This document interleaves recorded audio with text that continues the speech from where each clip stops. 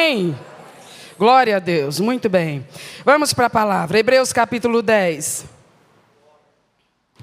Louvado seja o teu nome, Senhor. Versos 28 e 29.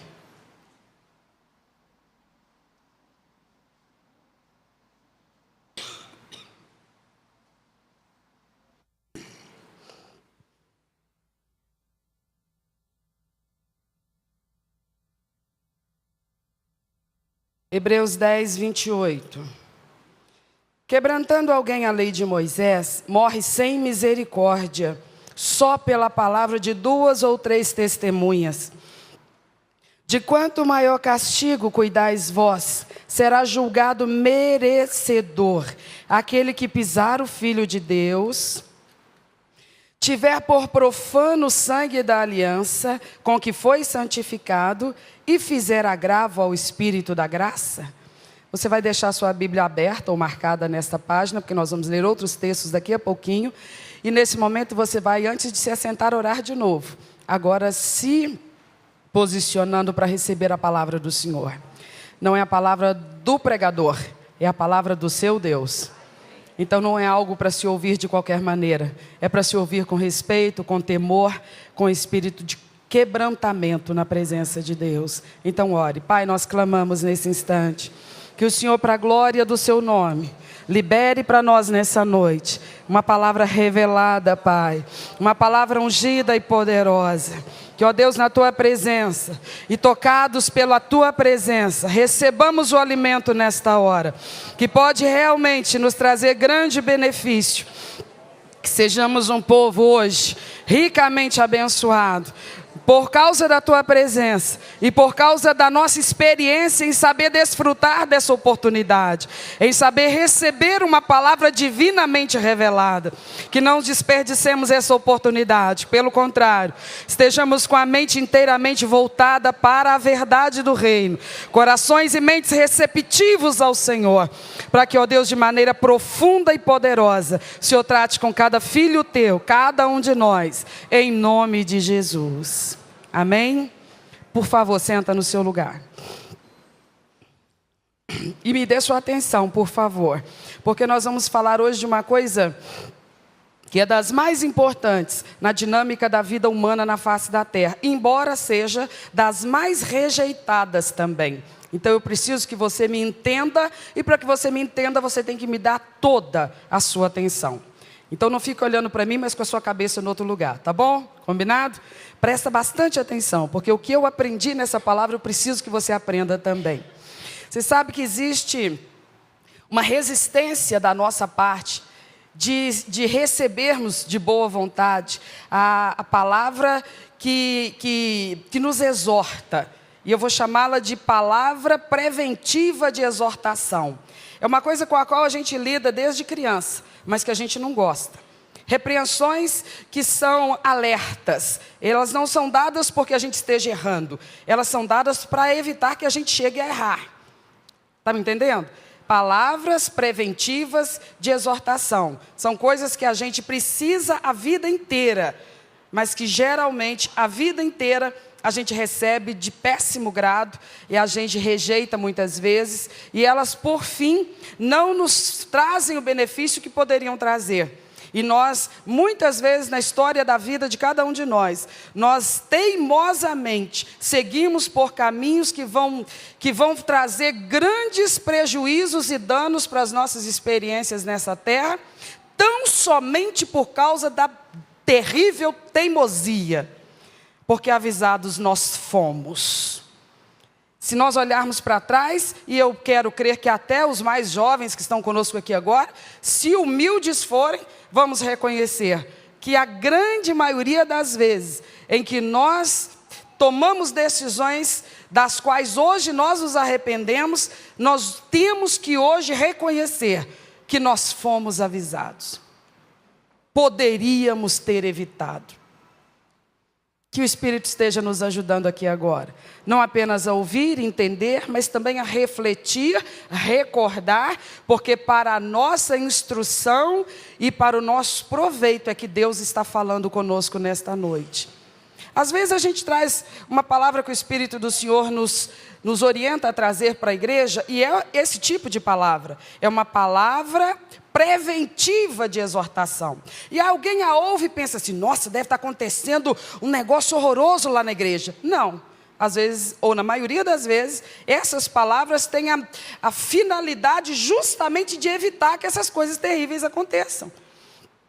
Uma porção significativa do texto bíblico tem esse contexto, tem essa função, tem essa finalidade de prever, de pré-anunciar e de dar aos filhos de Deus na terra a possibilidade de refazer o curso, refazer o trajeto, repensar a trajetória, porque é possível se desviar de algumas tragédias iminentes, que estão próximas, cada vez mais próximas. Por que elas estão próximas? Porque estão vindo a uma velocidade extraordinária? Não, porque nós estamos indo a elas, numa velocidade extraordinária.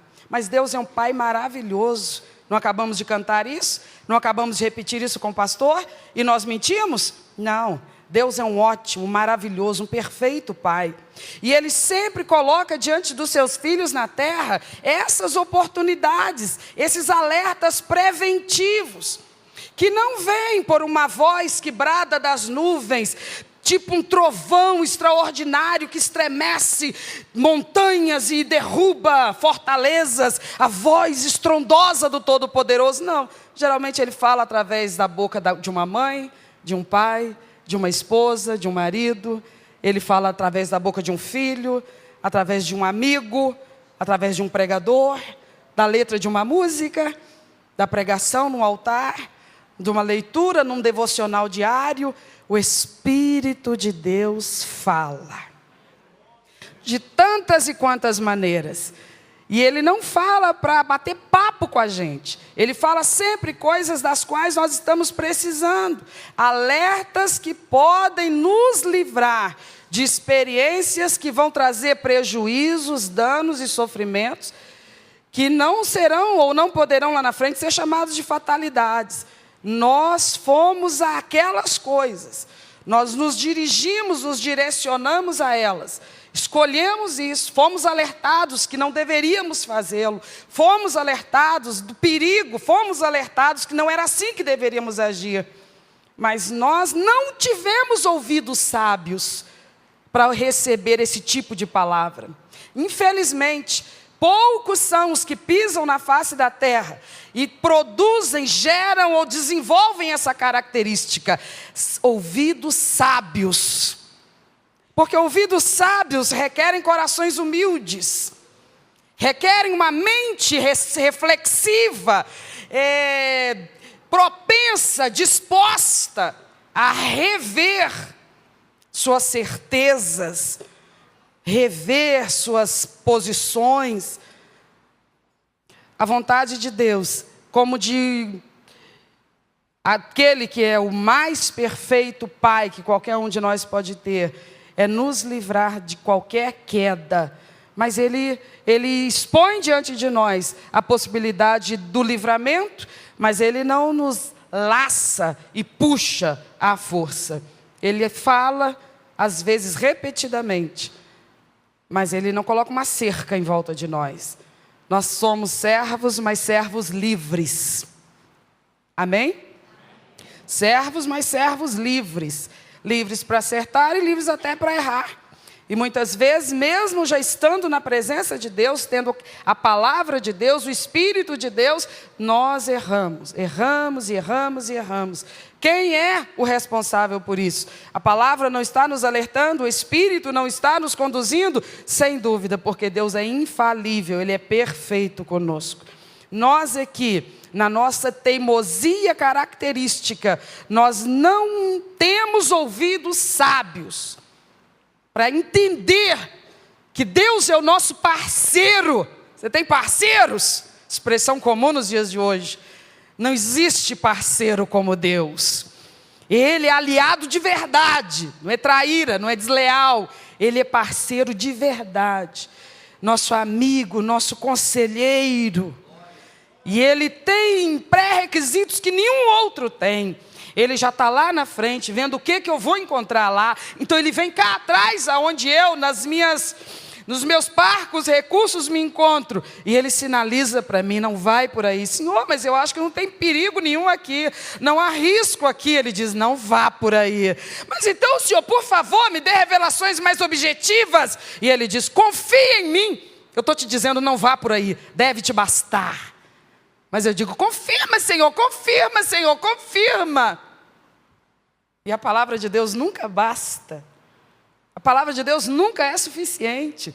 Nós sempre precisamos, confirma de novo, Senhor. E a voz silenciosa, mas profunda e marcante do Espírito, na alma dos verdadeiros filhos de Deus. Essa voz, ela é inconfundível, porque o doce Espírito de Deus, que habita no profundo do verdadeiro crente, ele não está amordaçado, e ele se movimenta na alma desse crente.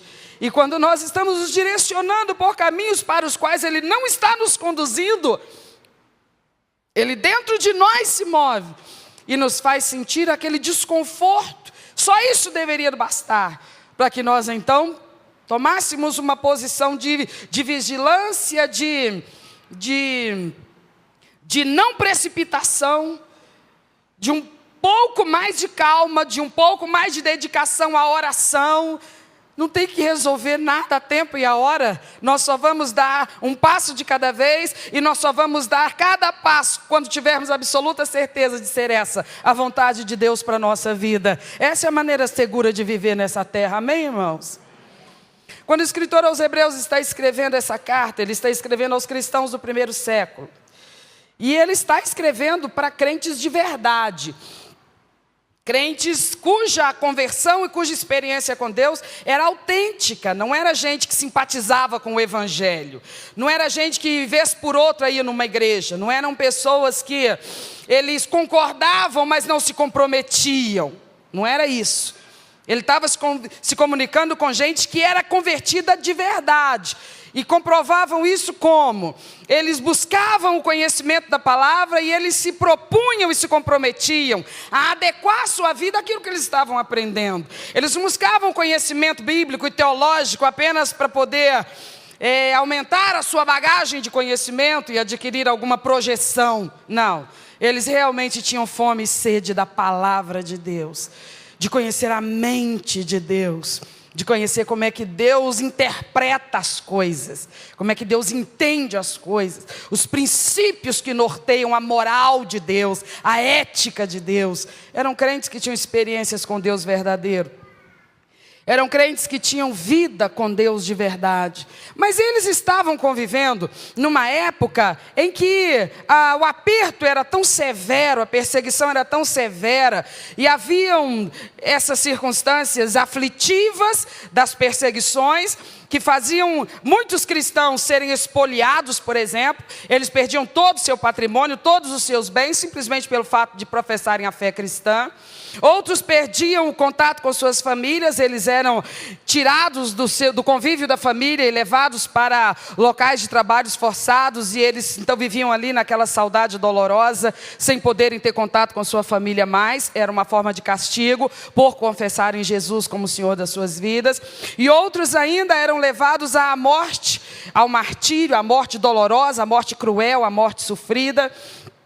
E alguns que até então haviam se confessado cristãos, vendo todas essas demonstrações de perseguição tão severa e dolorosa, muitos deles recuavam, eles não aguentavam. A história fala de muita gente que se entregou ao martírio, que foram levados às arenas, que foram queimados vivos, que foram esquartejados, mas também a história fala de muitos que não aguentaram a pressão, e que recuaram, e que negaram a fé.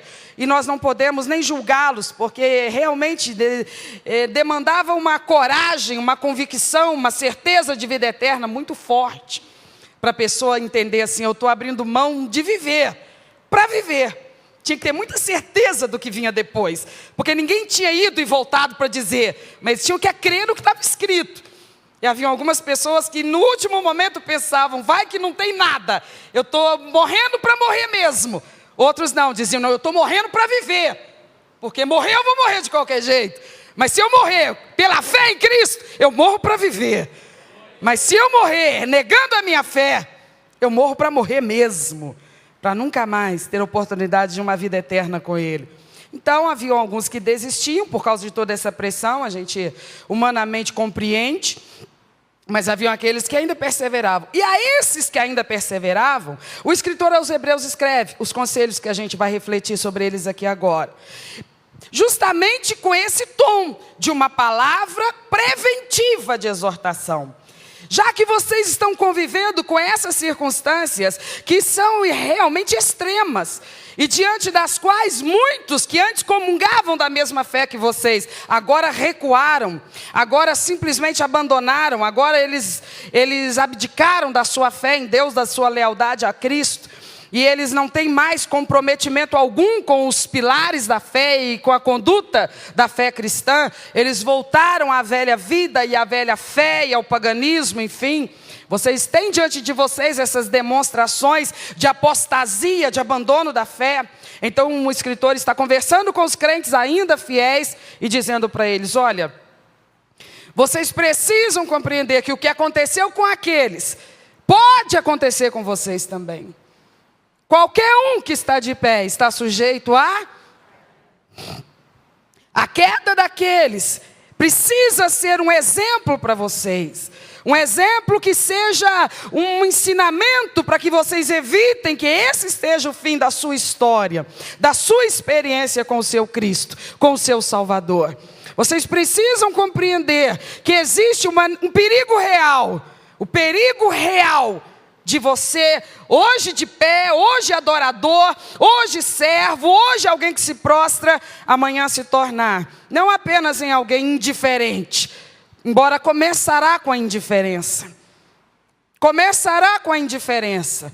Começará com não mais sentir falta de adorar, de se prostrar, de se envolver, de se comprometer. Começará com uma simples e aparentemente inofensiva e pouco importante indiferença. Facilmente justificável indiferença. É porque eu não gosto dessa liderança, é porque eu não estou muito satisfeito com os rumos que isso está tomando, é porque me agravaram assim, é porque me aborreceram daquela outra maneira, é por isso que eu dei uma recuada, é por isso que já não me envolvo tanto, eu estou muito apertado, eu estou muito envolvido com tantas coisas, a minha vida é tão tomada de tantas atividades e não me sobra muito tempo, e é por isso, e por aquilo. A indiferença tem muitas desculpas, muitas justificativas. Então esse é o primeiro estágio, mas não fica nisso, porque logo em seguida, quando se acomoda nesse estágio da indiferença, e ele não lhe pesa, ele não lhe traz condenação, ele não traz desconforto, o próximo estágio é o estágio das concessões, as concessões, a negociação, o abrir mão da lealdade, aqueles pontos na conduta, no comportamento, os quais a gente anteriormente dizia: não, agora Jesus é tudo na minha vida, eu quero é Deus, Ele é Ele, tudo é para Ele, e eu morro por Ele, eu vivo para Ele, e eu quero mais de Deus na minha vida, e eu renuncio a isso, e renuncio àquilo também, e quem achar que está ruim, então que se afaste de mim, mas eu perco tudo, mas não perco Cristo. De repente a indiferença se segue a essa frouxidão moral, a essa facilidade e abertura para as concessões morais, a liberação que se dá a si mesmo, de voltar a pensar e agir como era tão comum anteriormente, naquela vida onde não havia luz, só havia trevas. Lembra aquela vida, aquela horrorosa vida, de ausência absoluta de Deus, de ausência absoluta de entendimento das verdades espirituais, aquela vida onde a gente agravava o Espírito de Deus, onde a gente se despertava todas as manhãs para afrontar a santidade do Deus vivo. O afrontávamos com a nossa maneira de falar, o afrontávamos com a nossa maneira de pensar, o afrontávamos com o nosso lazer, o afrontávamos com o nosso temperamento, e não nos sentimos desconfortáveis por causa disso. Por que que nós agíamos e vivíamos assim? Porque não havia luz na nossa vida. Estávamos nas mais absolutas trevas e ignorância. E vazios, tão vazios de Deus. Não de religião, mas da presença de Deus. Tão vazios de Deus. Por isso havia espaço para aquelas atitudes que estavam tão fora do padrão moral próprio do Evangelho, que faz parte do verdadeiro Evangelho. Quando viemos para Cristo, então essas características da moralidade cristã, elas começaram a nos encantar e nós dizíamos, é desse jeito que se deve viver na terra. Isso é que é ser grande, isso é que é beleza, não é aparência, não é como o mundo diz, ser bonito não é como o mundo diz. A beleza não é a que o mundo diz, a que o espelho revela. Obrigado. A verdadeira beleza não é a que o espelho revela. A verdadeira beleza é a que o caráter revela. E nada pode moldar um caráter mais belamente do que o Evangelho do Reino de Cristo Jesus, nosso Senhor. Então, naqueles primeiros momentos, quando ainda amávamos Jesus mais do que tudo, nós não amávamos apenas uma pessoa, nós amávamos um reino e nós amávamos uma cultura. Mas quando nos tornamos indiferentes a essa pessoa, também nos tornamos indiferentes ao seu reino e nos tornamos indiferentes à cultura prevalecente no seu reino. Por isso as concessões morais, elas começaram a ser aceitas, permitidas, absorvidas. E então a pessoa que vai se afastando, ela começa com a indiferença, parte para as concessões morais, e daí a pouco o próximo e definitivo passo é a apostasia total, é a frieza e a ruptura absoluta da experiência com Deus, que vai sempre ser justificada por alguma coisa que faz acalmar a consciência, mas que na verdade é injustificável. Porque é o que diz a palavra do Senhor no texto inicial que nós lemos, versículos de número 28 e 29. E eu quero relê-lo com você. Porque disso tudo que nós falamos até agora, por favor, ainda olhe para mim. Talvez a gente possa dizer assim, o que a gente faz com uma pessoa que passou por esses estágios? E essa pessoa chegou a essa situação de apostasia, de abandono da fé. Ele hoje não apenas está desviado, ele não apenas está lá fora, caído, prostrado, estatelado de novo no mundo e no pecado, sentindo o seu coração desconfortável, sentindo a sua alma vazia, com saudade de Deus, mas sem força para voltar, às vezes até com vergonha de voltar, mas consciente de que deveria voltar. Esse não apostatou da fé, esse apenas está desviado, enfraquecido, ele precisa de ajuda. Há esperança para ele. Há esperança para ele. Ele não perdeu a fé, ele perdeu as forças, ele não perdeu a fé. A responsabilidade é toda dele, ainda assim, porque ninguém pode dizer, Deus, o Senhor deixou que eu perdesse as forças. Não, porque a fonte de onde as forças jorram não seca jamais. E quem não quer perder suas forças jamais, não se afasta da fonte. Assim nunca vai cair por falta de força, porque o profeta diz, aqueles que confiam no Senhor renovam as suas forças, sobem com asas como águias, correm e não se cansam, porque renovam as suas forças.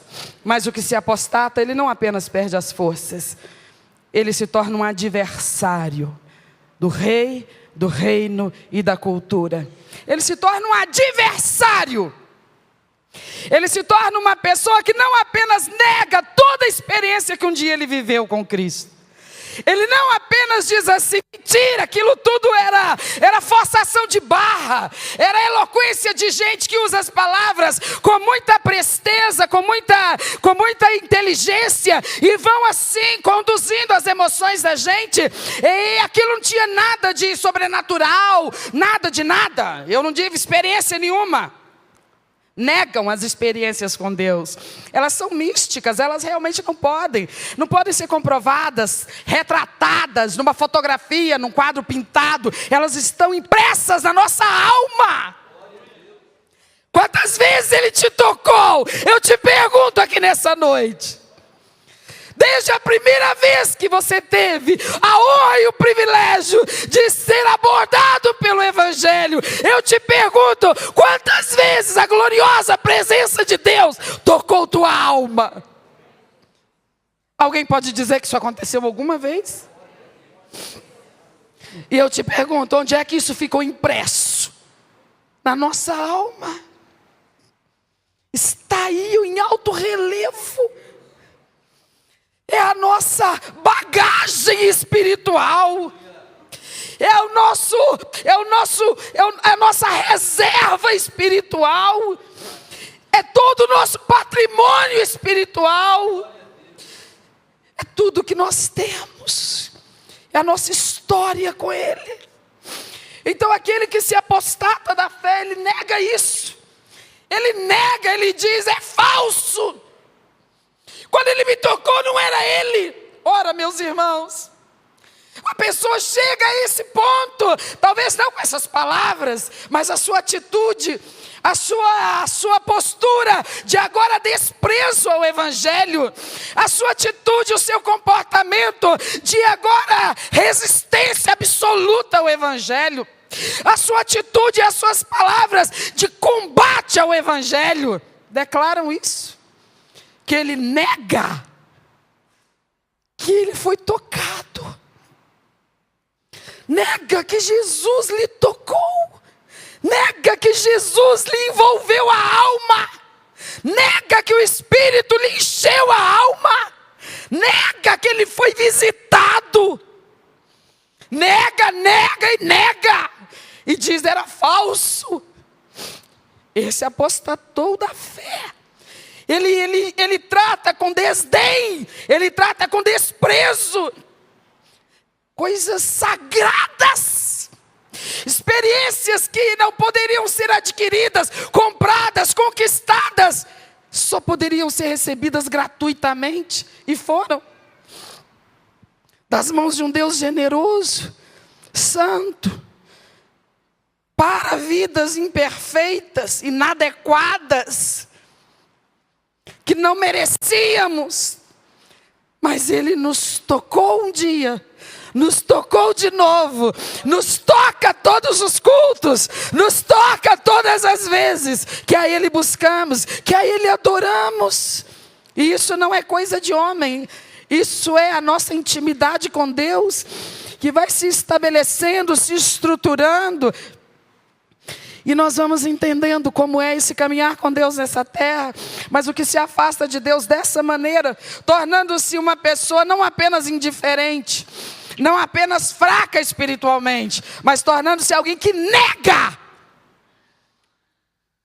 que despreza, esse não recebe da parte de Deus misericórdia.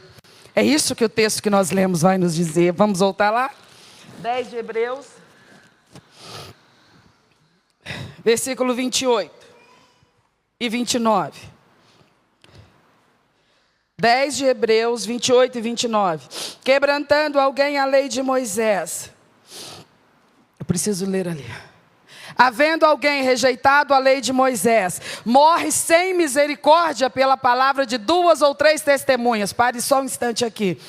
O escritor está fazendo um paralelo com o rigor com que era tratado uma pessoa lá no Antigo Testamento, depois de ter acesso aos ensinamentos dados por Deus através do líder Moisés ao seu povo, não apenas ter acesso à leitura do texto, mas à explicação, à instrução daquele texto. Então o escritor está dizendo àqueles naquele tempo do Antigo Testamento, tendo essa oportunidade de conhecer os mandamentos de Deus, de conhecer a vontade de Deus, de conhecer o conceito de Deus sobre o certo e o errado, eles agora tinham que partir para o papel que era esperado deles. Eles tinham que se ajustar à obediência àquilo que Deus lhes propunha. Quando, porém, eles rejeitavam a lei dita de Moisés, mas na verdade de Deus, dada através de Moisés, o que era feito a eles, qual era o rigor da punição dada a eles, diz o texto, morre. Quem determina isso? Não é Moisés, porque a lei não é de Moisés, a lei foi dada através de Moisés, mas a lei era de Então quem determina que quem rejeita a lei morra sem misericórdia? Deus. Morre sem misericórdia quando há o testemunho de 2 ou 3 pessoas.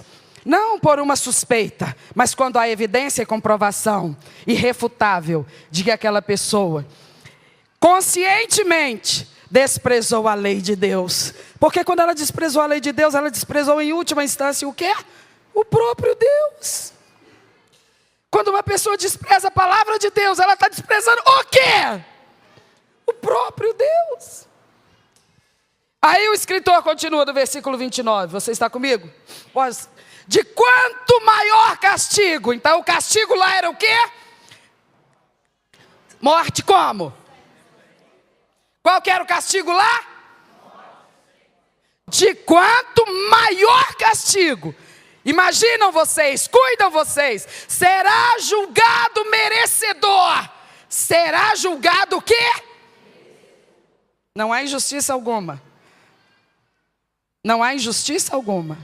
De quanto maior castigo será julgado merecedor aquele que pisar o Filho de Deus, tiver por profano o sangue do pacto com que foi santificado e ultrajar o Espírito da graça. Deixa o versículo se for possível.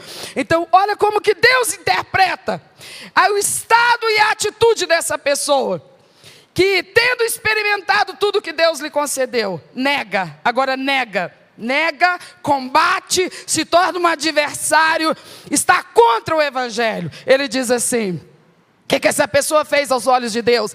Ela pisou o Filho de Deus. Ela tratou Jesus com desprezo. Ela agora conhece Jesus. Olhe para mim, por favor.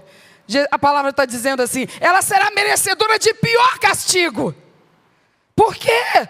Porque mais rigor ainda do que lá atrás. Porque lá atrás havia a lei, mas agora existe a graça. A graça se traz ou se faz conhecer por uma pessoa, Jesus Cristo, Filho de Deus. Então eles não tiveram contato apenas com a palavra se fez carne e habitou no meio de nós. E agora não se trata de pessoas que dizem assim: não, eu não quero conhecer Jesus, não, eu não quero experimentar, não, eu não quero trocar de religião. Não, esses aí falam do que nem sabem. Eles fazem escolhas a respeito de coisas que eles nem sabem. Eles se firmam em tradição religiosa, eles se firmam nos seus preconceitos religiosos e eles não se abrem para o verdadeiro evangelho. Esses não estão enquadrados aqui. Aqui está enquadrado aquele que um dia esteve na presença do Senhor. Um dia foi beneficiado pela graça do Senhor. Por causa do que Cristo fez no Calvário. Um dia ele teve acesso à regeneração. Ele teve acesso ao perdão. Ele teve acesso à presença do Espírito Santo. Ele teve acesso às experiências espirituais. Ele teve acesso à iluminação para compreender a palavra de Deus. Ele teve acesso a coisas que os poderosos dessa terra não têm acesso. Sem lhe discriminar por qualquer que tenha sido o seu passado, sem lhe discriminar por qualquer que seja requisitos que ele não tenha para apresentar, Deus lhe concede coisas que os poderosos dessa terra não têm acesso. Essa pessoa, depois de ter entrado na graça do Santo dos Santos, ela vira e diz assim: vou querer não, para mim já deu. Para mim chega, não vou querer não. Não foi verdadeiro, não foi isso tudo também não. Eu vou experimentar outras coisas, eu vou tentar outras coisas. Ele está dizendo: de maior castigo será julgado merecedor esse. Porque o que ele está fazendo? Coitadinho, Senhor, ele apenas está querendo fazer outros testes, ir por outras possibilidades. O Senhor está dizendo: não é assim que eu vejo. Eu vejo que quem um dia experimentou a verdade e agora dá as costas para a verdade, está dizendo para si mesmo: eu não quero a verdade, eu quero o engano. Está dizendo para si mesmo: eu não quero Jesus, eu quero Satanás. Porque só essas duas opções: só a verdade ou o engano, Jesus ou Satanás. Quem é que não sabe disso? Quem nunca conheceu a verdade do Evangelho não sabe disso. Mas quem já conheceu, sabe. Quem já conheceu e sabe, e ainda assim dá as costas para o evangelho, o que ele está dizendo? Ele está dizendo, eu sei a loucura que eu estou fazendo, mas é essa a loucura que eu quero fazer. Eu quero abandonar Jesus, eu quero seguir meu próprio coração louco, alucinado, doido. Eu quero porque eu não estou interessado em me comprometer com as exigências da moralidade cristã. Eu queria um evangelho que me proporcionasse todos esses benefícios, mas sem cobrar nada de mim. Ou um evangelho que até cobrasse. Por que você acha que tem tanta gente nos dias de hoje dando ibope para a tal da teologia da prosperidade? Porque sai muito mais barato. É muito mais barato preencher um cheque de 10 mil. Pastor, aí o senhor não me amola não? Aí o senhor não vem com doutrina na minha cabeça não? Aí o senhor não vem me ensinar a Bíblia e exigir de mim que eu viva esse negócio de santidade não? Eu assino o cheque. Como é que é? É para passar na maquininha? Passo também. Qual que é o projeto? Qual que é o propósito? Qual que é o desafio? Sai mais barato se eu comprar por dinheiro. E aí o senhor continua pregando, mas só coisa leve que não me importuna. E deixa eu viver do jeito que eu bem entender. Por isso é que essa teologia da prosperidade tem esse bope todo. Não pensem vocês que a culpa é apenas dos que pregam a prosperidade. A culpa é antes de tudo e principalmente de um povo que tem essa filosofia. E tem essa perspectiva de vida com Deus. Eles querem o que seja mais barato. E por mais que nos pareça que o dinheiro seja um custo muito alto, para eles não é. Para eles pode ser que a santidade seja um custo mais alto ainda. Então eles preferem pagar numa moeda mais em conta, o dinheiro. Então o que a palavra de Deus está dizendo é que como Deus interpreta essa pessoa, Ele diz assim, quem faz isso está pisando o Filho de Deus, está desprezando o Filho de Deus, está fazendo mais do que isso, está considerando Jesus Cristo indigno da sua lealdade, está colocando Jesus lá na ponta da lista daqueles que são especialíssimos na sua vida. E ele não é digno da sua lealdade. E vão atrás de tantas e quantas coisas, pessoas e experiências, porque elas satisfazem mais as suas expectativas e sonhos e desejos. E não entendem que ninguém pode suprir na nossa alma mais do que Jesus Cristo, Senhor dela, construtor dela, fabricante dela. Talvez a pessoa diga assim, não sei, eu vivo o evangelho há algum tempo, mas eu não me sinto pleno. Claro que não, pois não busca plenitude. Porque ele disse, quem tem sede vem a mim e beba. Ele não disse, eu sou a água da vida e eu vou empurrar essa água sua goela abaixo. Não, ele diz, eu sou a água da vida. Se você tiver sede, venha a mim e beba. Ele sempre vai deixar muito claro que há uma dinâmica que depende de nós. Ele nunca foi esse Deus que diz assim, cruza teus braços, fica tranquilo, de barriga para cima que eu faço tudo. Não. Aquele que está tomado pelo Espírito de Deus, cheio de vigor espiritual, cheio de propósito, cheio de vida no altar, ele está fazendo porque ele está buscando isso. Ah, eu sou um crente tão fraquinho, cuida de mim por favor. É um crente acomodado na verdade, porque nós deveríamos estar cuidando de outros que acabaram de nascer e não ficar anos e anos como crentes fraquinhos, precisando de muleta o tempo todo, o tempo todo, o tempo todo. Porque se nós não estamos tomados de um cristianismo vibrante, é porque não é isso que nós queremos. Porque se nós queremos, as portas dos tesouros dele estão abertas para nós. De quanto maior castigo cuidais vós, será merecedor aquele que pisar o Filho de Deus, aquele que profanar o sangue do pacto com o qual foi santificado, e por fim, ultrajar o Espírito Santo. Essa pessoa que renega a fé, por fim, ela está invalidando aquilo que o Espírito Santo tem feito na sua vida. Desde os primeiros atos, para lhe constranger a alma, para que ela então fosse receptiva ao Evangelho. Tudo foi pela ação doce, suave do Espírito Santo de Deus. Tratando com cada um, na estrutura de cada um, entendendo o tempo de cada um, promovendo encontros, promovendo oportunidades, liberando a palavra, liberando experiências, liberando a unção, para que então a verdade fosse sendo introduzida na mente, na alma de cada um. Tudo isso é obra e agir do Espírito Santo. Mas quando a pessoa se desliga de Cristo, o que ela diz? Ela diz: Jesus, o Espírito Santo não dá conta de mim.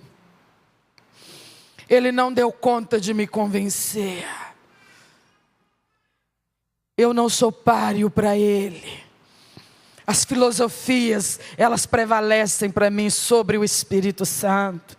Sabe, o Espírito Santo, ele é assim, ele é legal e tudo, mas eu parei na frente de um professor de filosofia, ele é o cara, o que ele falou para mim me convenceu, jogou por terra o que o Espírito Santo tinha falado.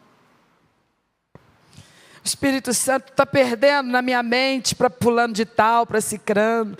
Eu estou assim, sabe, tentando dar moral para o Espírito Santo, mas está difícil, porque eu encontrei uma pessoa, eu conheci uma pessoa, eu li um livro, eu vi um filme, eu assisti um filme, pelo amor de Deus, aquilo mexeu com a minha cabeça. Agora eu já não sei mais se o Espírito Santo, ele está me falando a verdade, eu não sei não, o que a pessoa falou faz sentido.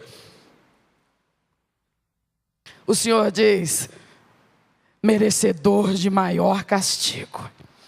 Merecedor de maior castigo. Pesada a palavra, não é, irmãos? Não, se você lembrar de como nós já começamos. Não é uma palavra de correção para alguém que esteja fazendo essas coisas. É uma palavra preventiva de exortação. O escritor está dizendo: não deixa isso acontecer contigo. Não se esqueça, como nós começamos, ele está conversando com crentes sérios, comprometidos, ligados na videira que é Jesus Cristo. Naquele momento da vida deles, eles estão inabaláveis, eles estão convictos, eles estão decididos. Então ele está dando essa mensagem para eles, não é para corrigi-los porque eles estivessem fazendo essas coisas. Era preventivamente, dizendo: não deixe isso acontecer com você. Não deixe. Não deixe imaginando: o Senhor usará de misericórdia ainda que isso aconteça comigo. Ele está dizendo claramente: sem misericórdia. Como não? Como não? Você estará pisando o filho dele, desprezando a graça do sangue dele, e você estará desfazendo do agir do Espírito dele. Ele não poderá agir com misericórdia, responder com misericórdia uma atitude dessa. Por quê? Porque é pecado consciente, porque é decisão conscientemente tomada.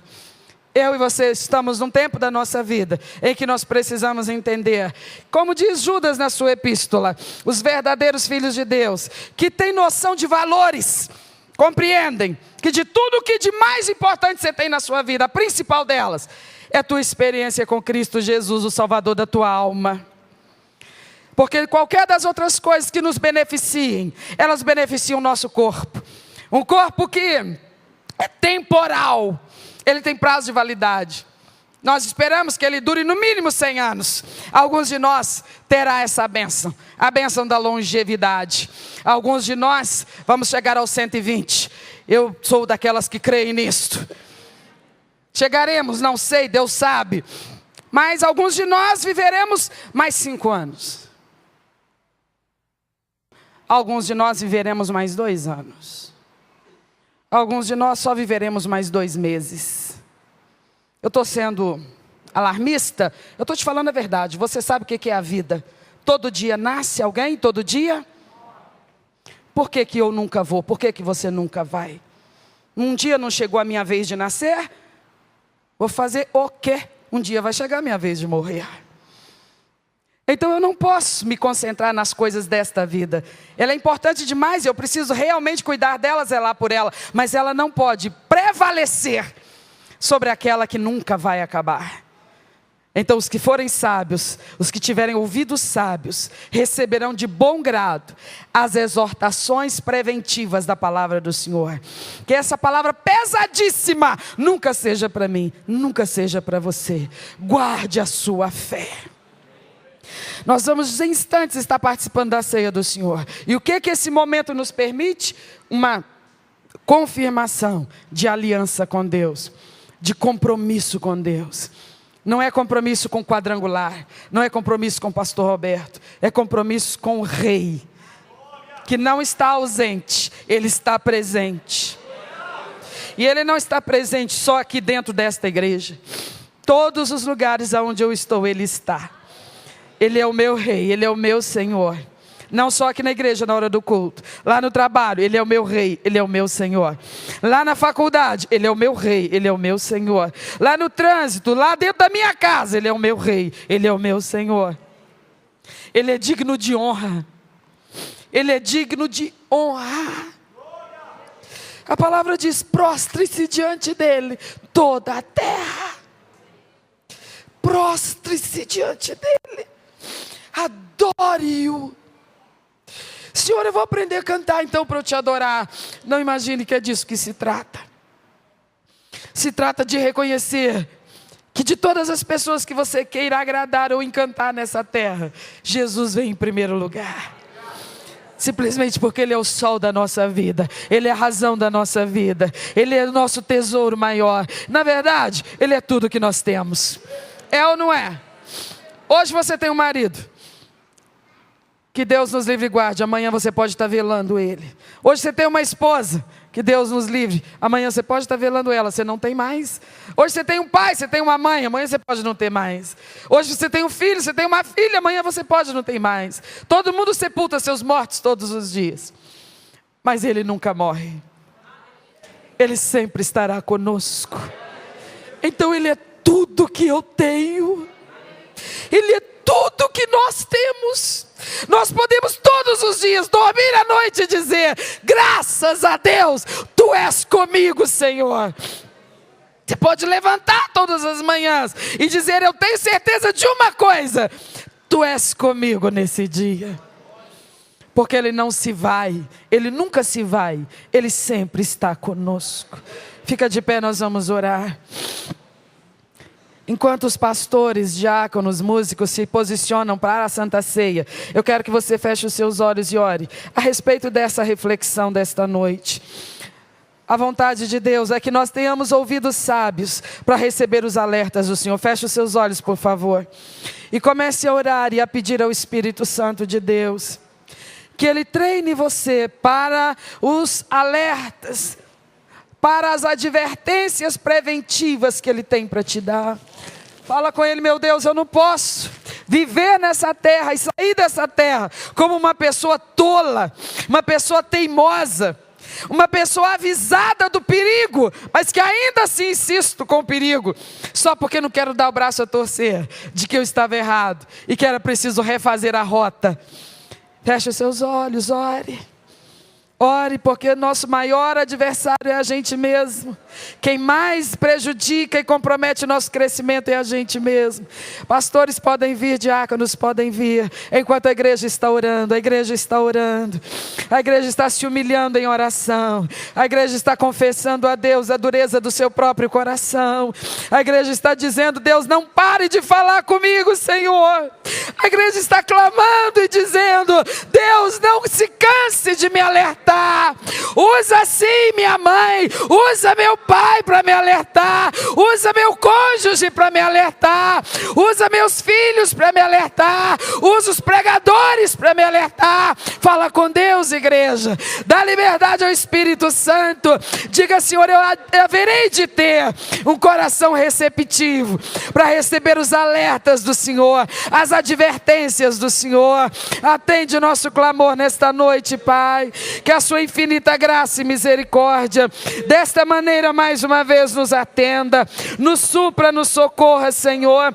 Que sejamos tocados e tomados por Ti, dessa santa e bendita maneira, Deus. Que o nosso ser seja transformado e moldado, e sejamos homens e mulheres mais receptivos, ó Pai, a Tua palavra de exortação, a Tua palavra de advertência. Que saibamos ter humildade para entender que o Senhor corrige a quem o Senhor ama, para que não cheguemos ao ponto de precisarmos receber castigo do Senhor. Que nunca jamais abandonemos a graça, nunca jamais abandonemos a fé, nunca jamais desprezemos o Filho de Deus. Que pelo contrário, como faremos nessa noite, façamos todos os dias, confirmar nossa aliança com o nosso Deus, em nome de Jesus. Amém.